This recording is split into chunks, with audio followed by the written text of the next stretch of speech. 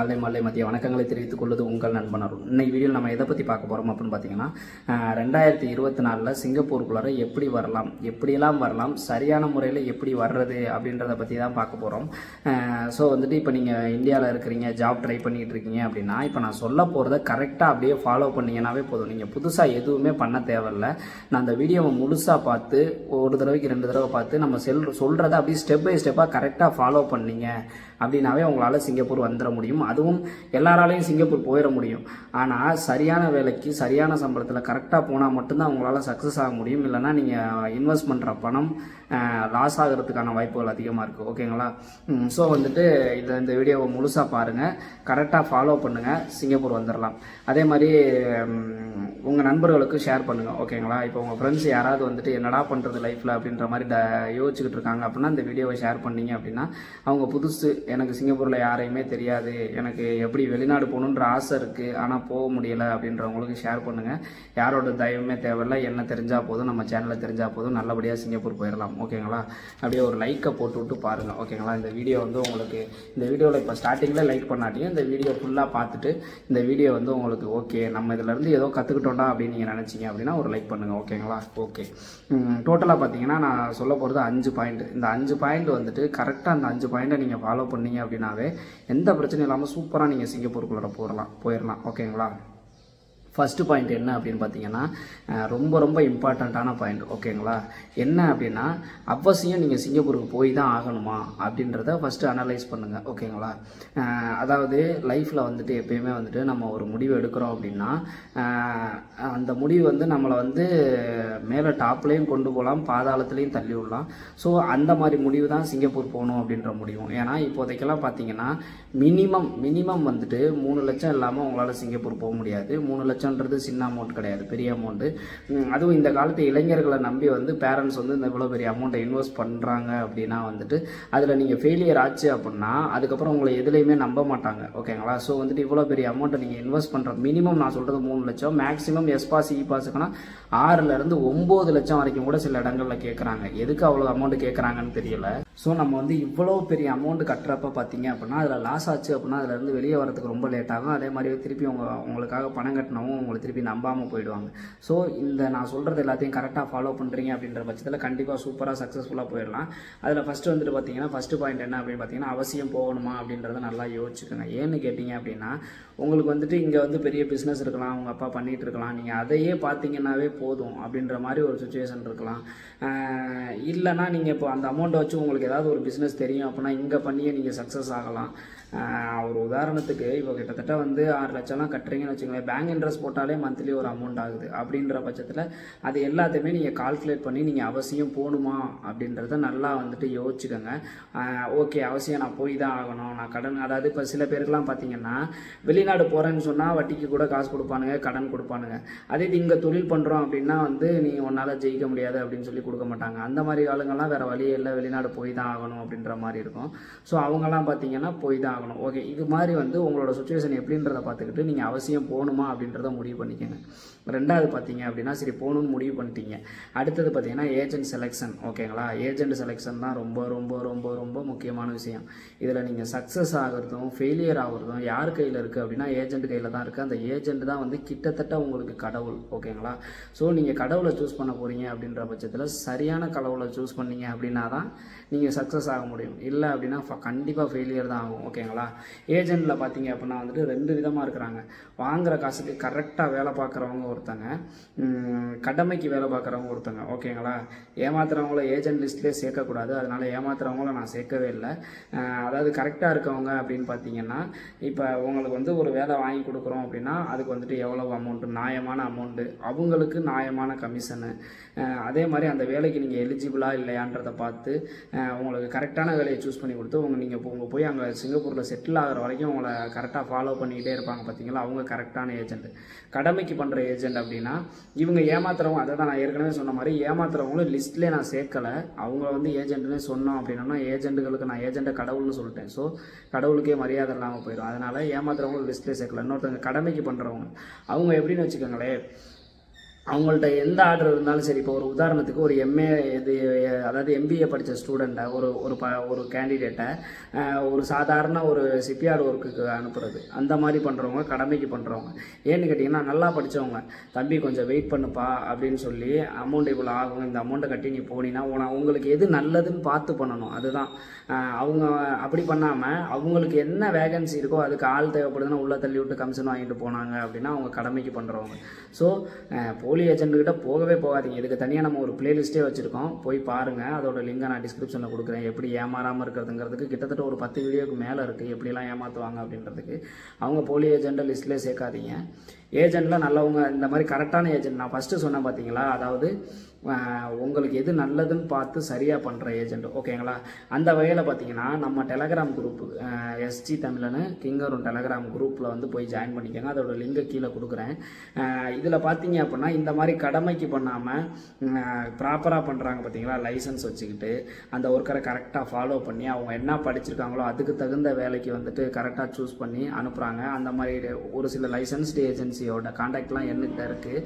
So நானும் help பண்ணிகிட்டு இருக்கேன். ஸோ நம்ம டெலகிராம் குரூப்பை ஃபாலோ பண்ணிங்கன்னா நம்ம போடுற ஜாப் வேகன்சியை நீங்கள் கரெக்டாக வந்துட்டு நீங்கள் அப்ளை பண்ணீங்க, உங்களுக்கு எது குவாலிஃபிகேஷனோ அதுக்கு அப்ளை பண்ணீங்க அப்படின்னா நல்ல வேலைக்கு போகலாம், ஓகேங்களா. ஸோ டெலகிராம் குரூப்பை ஃபாலோ பண்ணிக்கோங்க மறக்காமல். இது மூலமாகவும் இந்த நீங்கள் 2வது பாயிண்ட்டை சக்ஸஸ்ஃபுல்லாக கிராஸ் ஆகிடலாம், ஓகேங்களா. ஸோ அப்படி இல்லைனாலும் நான் மட்டும் தான் கரெக்டாக பண்ணுறேன், வேறு யாரும் கரெக்டாக பண்ணலை அப்படின்லாம் சொல்ல மாட்டேன். ஏஜென்ட் செலெக்ஷனில் வந்து நல்லவங்க நிறையா பேர் சூப்பராக பண்ணிகிட்டு இருக்காங்க. இப்போ ரீசெண்டாக கூட நம்ம டெலகிராம் குரூப்பில் ஒரு பையன் மெசேஜ் அனுப்பியிருந்தாப்புல, நியாயமான அமௌண்ட்டு நல்ல சேலரியில் வந்துட்டு இ பாஸ் வாங்கி கொடுக்குறவங்கண்ணே என்னென்ன பண்ணுறதுன்னு கேட்டாங்க. ஓகே ப்ரோ, கரெக்டான அமௌண்ட்டு தான், கரெக்டாக தான் இருக்குது, போங்க ப்ரோ அப்படின்ற மாதிரி சொன்னேன். அட்வான்ஸ் கூட எதுவும் வாங்கலை, அந்த மாதிரியும் பண்ணுறாங்க, ஓகேங்களா. ஸோ வந்துட்டு ஏஜென்ட் செலெக்ஷன் ரொம்ப ரொம்ப இம்பார்ட்டண்ட்டு. யாரையுமே எனக்கு தெரியாதுன்னே நான் என்னென்ன பண்ணுறது, ஏஜென்ட்டே எனக்கு தெரியாது அப்படின்னா உங்களுக்காக தான் நான் இருக்கிறேன். டெலகிராம் குரூப்பை ஃபாலோ பண்ணிக்கோங்க, ஓகேங்களா.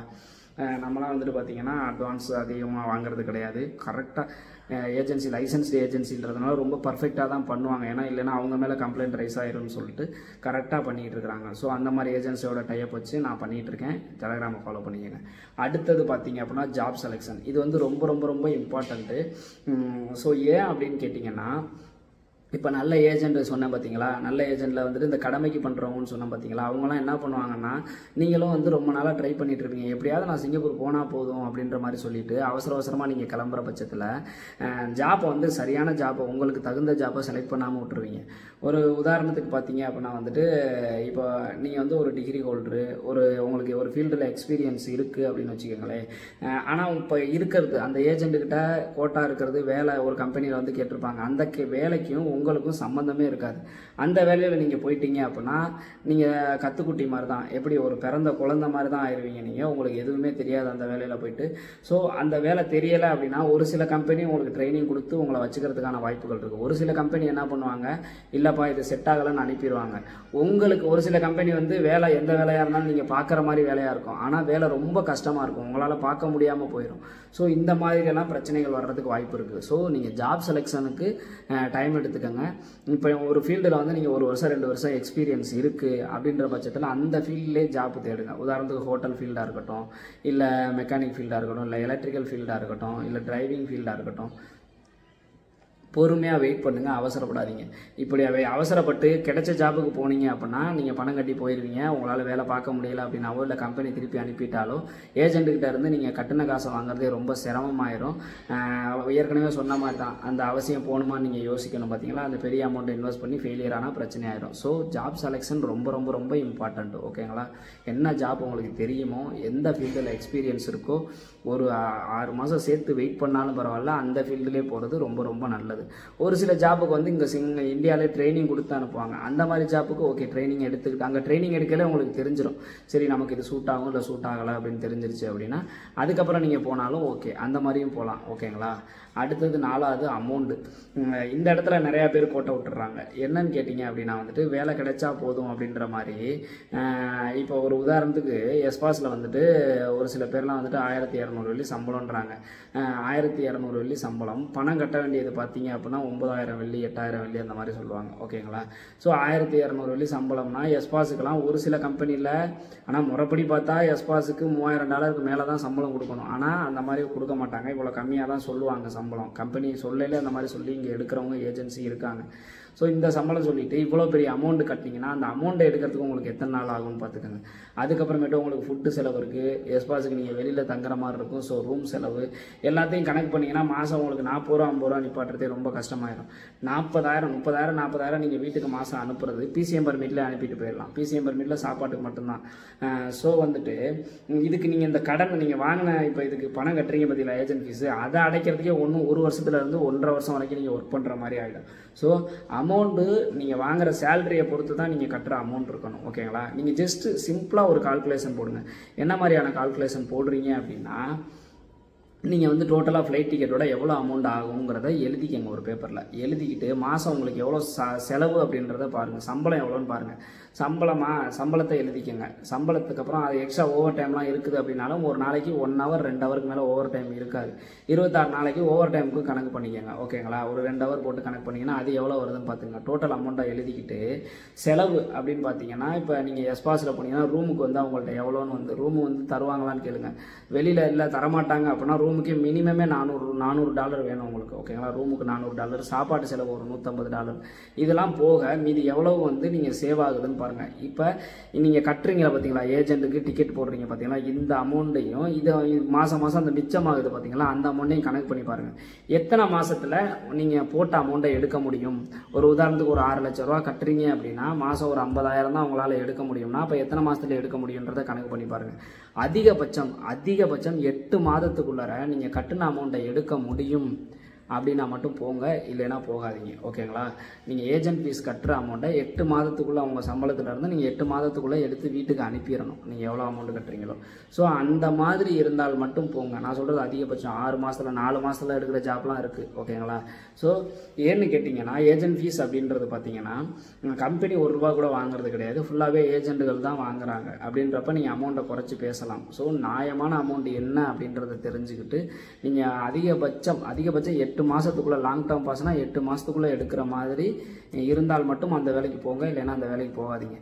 ஒரு சில பேர்லாம் வந்து அதிகமான அமௌண்ட் கட்டிடுவாங்க, சம்பளம் குறைவு, கம்மியான சம்பளத்தில் வீட்டு வாடகை, சாப்பாடு செலவு, டிரான்ஸ்போர்ட் செலவு எல்லாமே போகிறதுக்கு ஒன்றுமே மிச்சமாகாது.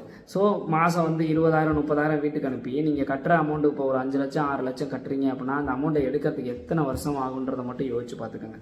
ஸோ இதனால வந்து நீங்கள் உங்களுக்கு எந்த ப்ராஃபிட்டும் கிடையாது. 2 வருஷம் வந்து உங்கள் உழைப்பை போடுறீங்க, ஏதோ ஃப்ரீயாக போடுற மாதிரி ஆகிடும். அதுக்கப்புறமேட்டு ரினிவல் கிடச்சி அதுக்கப்புறம் நீங்கள் சம்பாதிச்சது இல்லைன்னா இல்லை. அதனால அந்த ரிஸ்க் எடுக்காதீங்க. ஓகேங்களா? ஸோ அமௌண்ட்டை கரெக்டாக இது பண்ணிக்கோங்க. லாஸ்ட் அண்ட் ஃபைனல் என்ன அப்படின்னு பார்த்தீங்கன்னா அட்வான்ஸ் அமௌண்ட்டு. ஓகேங்களா? இப்போதைக்கு பார்த்தீங்க அப்படின்னா நான் எப்பயுமே கடந்த வருஷம்லாம் ஸ்டார்டிங்கில் இருக்கட்டும், அதுக்கு முதல் வருஷமாக இருக்கட்டும், நான் எப்போயுமே நம்ம வீடியோ போட ஆரம்பிச்சதுலேருந்து சொல்கிறது என்னென்னா அட்வான்ஸ் கொடுக்காதீங்க, தயவு செய்து அட்வான்ஸ் கொடுக்காதீங்க அப்படின்ற மாதிரி தான் சொல்லுவேன். ஆனால் இப்போதைக்கு பார்த்தீங்க அப்படின்னா டிஇபி பாஸுக்கே இப்போ நம்ம போட்ட ஜாப்புக்கே 5,000 அட்வான்ஸ் வாங்கிட்டு தான் பசங்களை அனுப்புகிற மாதிரியான ஒரு சுச்சுவேஷன் இருக்குது. ஸோ அது எதனால் அப்படின்னு கேட்டிங்கன்னா நிறையா பேர் என்ன பண்ணுறாங்கன்னா ஜாப் அப்ளை பண்ண சொல்லிடுறாங்க. எனக்கு ஒன்றும் பிரச்சனை இல்லைன்னு அவங்க ஃபேமிலிட்டெல்லாம் கேட்காம அப்ளை பண்ண சொல்லிடுறாங்க. அதுக்கப்புறம் என்ன ஆகுதுன்னு பார்த்தீங்கன்னா வேறு ஜாப் வந்துருச்சு, எங்கள் அப்பா வேணான்ட்டாரு, அம்மா வேணான்ட்டாரு அப்படின்ற மாதிரிலாம் சொல்கிறாங்க. ஸோ அவங்க அப்ளை பண்ணி MOMல அப்ளை பண்ணி IP வந்ததுக்கப்புறம் இந்த மாதிரிலாம் சொல்கிறதுனால என்ன ஆகுதுன்னா அந்த ஏஜென்சியோட பேர், அந்த ஏஜென்ட்டோட பேர் கெட்டு போகுது. ஸோ என்ன பண்ணுறாங்க அப்படின்னா அட்வான்ஸ் வாங்கிட்டாங்க அப்படின்னா பயம் இல்லாமல் அப்ளை பண்ணுறதுக்கு $100 தான் ஆகும். ஓகேங்களா? ஸோ அட்வான்ஸ் வாங்கிட்டாங்க அப்படின்னா பயம் இல்லாமல் நீங்கள் கண்டிப்பாக போய் தானே ஆகணும் அப்படின்ற ஒரு சுச்சுவேஷன் வந்துடும். அப்படி இல்லை அப்படின்னாலும் கேன்சல் பண்ணுறதுக்கு இந்த அமௌண்ட்டை வந்து கொடுத்துருவாங்க அவங்களுக்கு. ஸோ பிரச்சனை இல்லாமல் முடிகிறதுனால அட்வான்ஸ் எல்லாருமே கேட்குறாங்க. ஆனால் இதையே நிறையா பேர் வந்து ரொம்ப அவங்களுக்கு அட்வான்டேஜாக எடுத்துக்கிறாங்க. அவங்களுக்கு அட்வான்டேஜாக எடுத்துக்கிறாங்க. என்ன பண்ணுறாங்க அப்படின்னா இல்லாத வேலைக்கு அட்வான்ஸ் வாங்கிட்டு அதுவும் லட்சக்கணக்கில் வாங்கிட்டு மாதக்கணக்கில் வந்து அலைய விடுறாங்க. ஸோ இது மாதிரி பண்ணுறதுக்கும் வாய்ப்பு இருக்குது. அப்போ நீங்கள் என்ன பண்ணணும் அப்படின்னு பார்த்தீங்கன்னா அதுக்கு தான் நான் ஃபஸ்ட்டே சொல்லிட்டேன், ஏஜென்ட்டை நல்ல ஏஜென்ட்டாக செலக்ட் பண்ணிக்கங்கன்னு சொல்லிட்டேன். அடுத்தது இந்த அட்வான்ஸ் மேட்டரை பொறுத்த வரைக்கும் உங்களுக்கு எந்த விசாவாக இருந்தாலும் சிங்கப்பூருக்கு நீங்கள் அப்ளை பண்ணுறது அப்படின்னா $100 $150, அதாவது $150 தான் இருக்கும். அந்த அமௌண்ட் பார்த்தீங்கன்னா இந்திய ரூபாயில் கணக்கு பண்ணால் 10,000க்குள்ளே தான் வரும். ஸோ எந்த ஏஜென்ட்டாக இருந்தாலும் யார் கேட்டாலும் அந்த அமௌண்ட் மட்டுமே நீங்கள் அட்வான்ஸாக கொடுங்க. அதுக்கு மேலே அமௌண்ட்டு அட்வான்ஸாக கொடுக்க வேண்டாம். அப்படி நீங்கள் கொடுக்குறீங்க, வேறு வழி இல்லாமல் கொடுக்குறீங்க அப்படின்னா சப்போஸ் உங்களுக்கு அப்ளை பண்ணி தரல அப்படின்னாலோ இல்லை உங்களை ஏமாத்துற மாதிரி தெரிஞ்சாலோ நீங்கள் அந்த காசை அவங்கள்ட்ட இருந்து திருப்பி வாங்குற கெப்பாசிட்டி உங்களுக்கு இருக்கணும். ஓகேங்களா? அப்படின்னா எப்படின்னா அந்த ஏஜென்ட் வந்து உங்களுக்கு சொந்தக்காரங்களாவோ இல்லை தெரிஞ்சவங்களாவோ இல்லை பக்கத்து ஊராவோ இருந்துச்சு அப்படின்னா ஓகே. இல்லை யாரோ எங்கேயோ ஒருத்தங்க ஏஜென்சிலேருந்து ஃபோன் பண்ணாங்க, நான் அமௌண்ட்டை கட்டினேன் அப்படின்லாம் சொன்னீங்க அப்படின்னா அந்த அமௌண்ட்டை திருப்பி வாங்க முடியாது. ஃபோனை சுவிட்ச் ஆஃப் பண்ணாலே உங்களால் கண்டுபிடிக்க முடியாது. ஓகேங்களா? ஸோ வந்துட்டு அட்வான்ஸ் அமௌண்ட்டு பே பண்ணுறது ரொம்ப ரொம்ப இம்பார்ட்டண்ட்டு. அதிகபட்சம் 10 ரூபாய்க்கு மேலே பே பண்ணாதீங்க. ஓகேங்களா? ஸோ இப்போதைய சுச்சுவேஷனுக்கு இந்த 5 பாயிண்ட்டையும் கரெக்டாக ஃபாலோ பண்ணீங்க அப்படின்னாவே நீங்கள் எந்த பிரச்சனையும் இல்லாமல் நல்லபடியாக சிங்கப்பூர் வந்துடலாம். 5 பாயிண்ட்டு. ஃபஸ்ட்டு பாயிண்ட் திரும்பவும் சொல்லிடுறேன். ஒன்று வந்து ஏஜென்ட் செலெக்ஷன். ஃபஸ்ட்டு எடுத்தோன்னா ஃபஸ்ட்டு பாயிண்ட் அவசியம் நீங்கள் போகணுமான்றதை முடிவு பண்ணிக்கோங்க. 2வது பாயிண்ட்டு ஏஜெண்ட்டை வந்து சரியான ஏஜெண்ட்டை செலக்ட் பண்ணுங்கள். ஓகேங்களா? 3வது பாயிண்ட்டு ஜாப் செலெக்ஷன். உங்களுக்கு எந்த வேலை செட் ஆகும், எந்த வேலையில் போனால் நீங்கள் உங்களால் ஓட்ட முடியும், சம்பாதிக்க முடியும், உங்களை டெவலப் பண்ணிக்க முடியும்னு தெரிஞ்சுக்கிட்டு ஜாப்பை செலக்ட் பண்ணுங்கள்.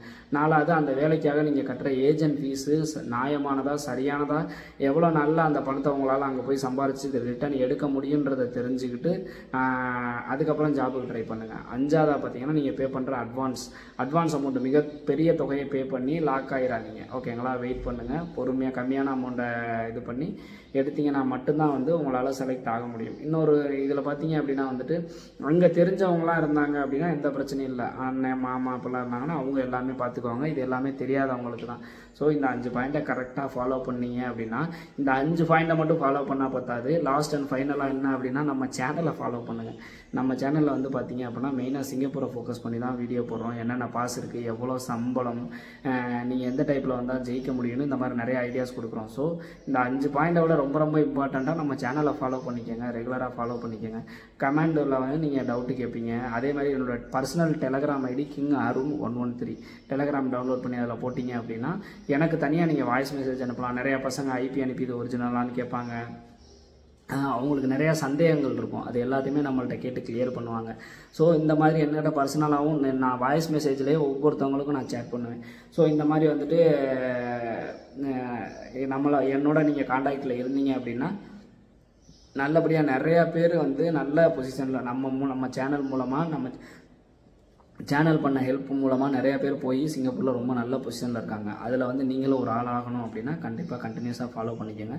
இதில் வேறு ஏதாவது டவுட் இருந்தாலும் தாராளமாக கேளுங்க. கண்டிப்பாக நான் சொல்கிறேன். மீண்டும் ஒரு வீடியோவில் சந்திக்கும் வரை உங்களிடமிருந்து விடைபெறுவது உங்கள் நண்பன் அருண். பாய்.